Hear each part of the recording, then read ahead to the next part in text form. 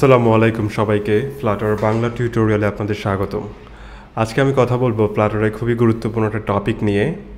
এটা হচ্ছে URL launcher. আমরা অনেক সময় আমাদের অ্যাপের মধ্যে প্রয়োজনে আমরা বিভিন্ন ধরনের ইউআরএল লঞ্চ করে থাকি আমাদের অ্যাপ্লিকেশনের বাহিরে। তো সেক্ষেত্রে আমাদের ইউআরএল লঞ্চারটা খুবই গুরুত্বপূর্ণ, এটা ব্যবহার করা হয়। অথবা আমরা যদি চাই যে একটা নাম্বারে আমরা কল দেব অটোমেটিক ডায়াল প্যাড, মোবাইলের ডায়াল প্যাড অন করে, সেক্ষেত্রে আমরা ইউআরএল লঞ্চারটা ব্যবহার করতে পারি। অথবা আমরা যদি কোনো নাম্বারে এসএমএস পাঠাতে চাই আমাদের এসএমএস যে লঞ্চারটা ওপেন করে, সেক্ষেত্রে আমাদের প্রোগ্রামেটিক্যালি সেক্ষেত্রে আমাদের ইউআরএল লঞ্চারটা আমরা ব্যবহার করতে পারি। সো এটা ডেমো প্রজেক্টের মাধ্যমে আমরা দেখব আজকে কিভাবে আমরা ইউআরএল লঞ্চারটা আমাদের অ্যাপের মধ্যে ব্যবহার করতে পারি। সো ইউআরএল লঞ্চারের জন্য আপনাদের প্রথমে pub.dab-এ আসতে হবে। pub.dab-এ এসে এখানে আপনারা সার্চ করবেন ইউআরএল লঞ্চার, এটা পেয়ে যাবেন। সো এখন আমি এটা ইনস্টল করবো আমার অ্যাপ্লিকেশনের মধ্যে। ইনস্টলিংয়ে এসে এখানে এই ডিপেন্ডেন্সিটা আমি অ্যাড করে দেব আমাদের pubspec.yml এর মধ্যে। এই যে এখানে আমি অ্যাড করে দেব, তারপর pub get করে দেব। তাহলে এটা আমার অ্যাপের মধ্যে লোড হয়ে যাবে। এই যে লোড হয়ে গেছে এটা। এবার আমি এটা ব্যবহার করতে পারবো। সো প্রথমে আমি একটা বাটন নিয়ে নিচ্ছি। এই বাটনে ক্লিক করলে আমাদের একটা ইউআরএল লঞ্চ করবে।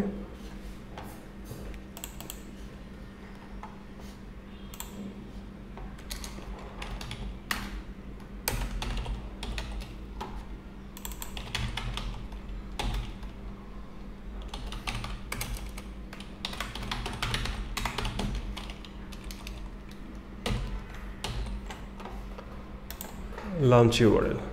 এবার এইখানে আমি একটা ফাংশন লিখতেছি, যে ফাংশনের মাধ্যমে আমরা ইউআরএলটা লঞ্চ করব।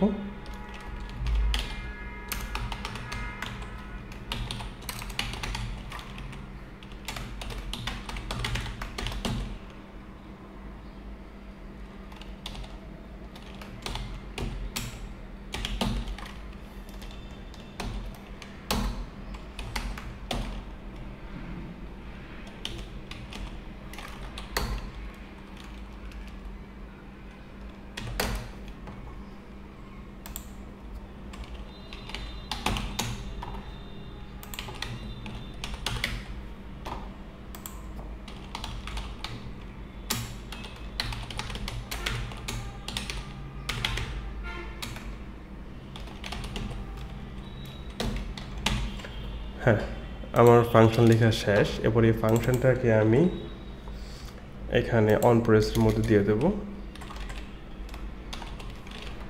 এখানে প্যারামিটার হিসাবে একটা ইউআরএল হবে। হ্যাঁ, তো আমি একটা ইউআরএল নিয়ে নিচ্ছি, এখানে একটা ভ্যারিয়েবল নিয়ে নিচ্ছি।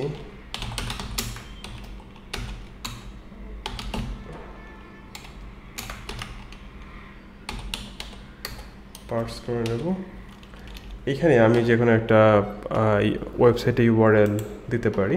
সাপোজ আমি এখানে flutter.dab ওয়েবসাইটটা দিচ্ছি।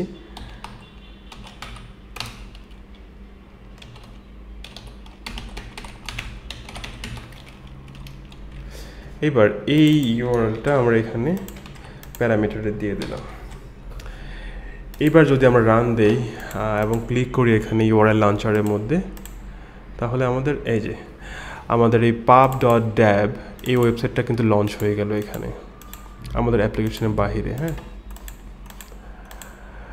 তো আমরা এখানে ব্যাক দিয়ে চলে আসি। এইবার আমরা দেখব কিভাবে আমরা একটা নাম্বারের মধ্যে কল দিতে পারি অথবা আমাদের একটা নাম্বারের মধ্যে এসএমএস পাঠাতে পারি। তো সেই জন্য আমাদের কিছু সেটিং করতে হবে, কনফিগার করতে হবে আমাদের অ্যাপের মধ্যে। এখানে রেডমি ফাইলে আসলে আপনারা নিচে দেখবেন কনফিগারেশন। iOS-এর জন্য এই জিনিসটা আপনাদের লিখতে হবে info.plist-এ, এবং অ্যান্ড্রয়েডের জন্য এই কোয়েরিজটা আপনাদের অ্যাড করতে হবে manifest.xml ফাইলের মধ্যে। সো অ্যান্ড্রয়েডের জন্য আমি আগে দেখাচ্ছি, এটা কপি করে আমরা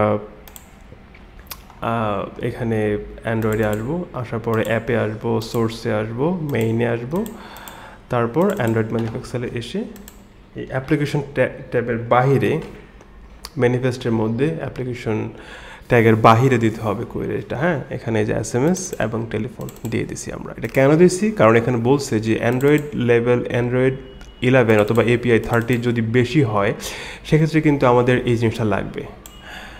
তাছাড়া কিন্তু এটা এক্সেপশন দেখাবে। হ্যাঁ, সো আমরা এটা অ্যাড করে দিলাম।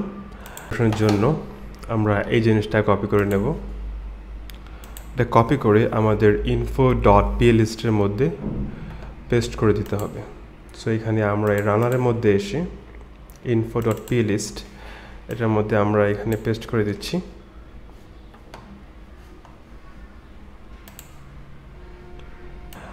তারপর আমরা এখানে একটা বাটন নিয়ে নিচ্ছি।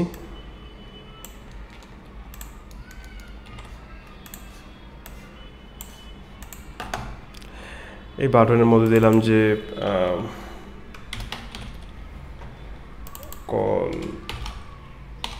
Call button. এবার এখানে আমরা কলের জন্য আমরা একটা নাম্বার লিখি এখানে।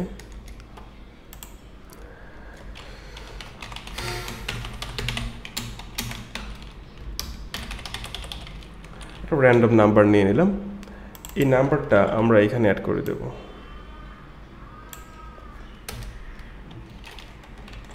অ্যাড করে দিলাম, কিন্তু নাম্বারের আগে আমাদের একটা জিনিস অ্যাড করতে হবে, tel :